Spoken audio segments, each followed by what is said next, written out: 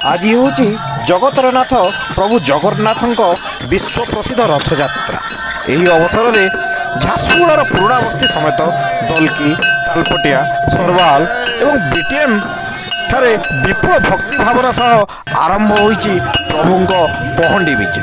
तेबे झारसुगुड़ा सहरर नियारा रथयात्रा सबुठारु भिन्न।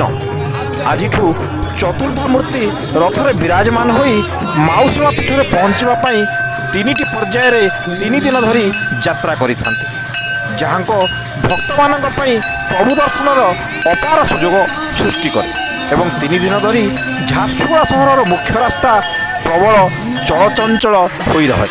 बहु वर्ष है यही नियारा परंपरा झारसुगुड़ारे चली आसुछि।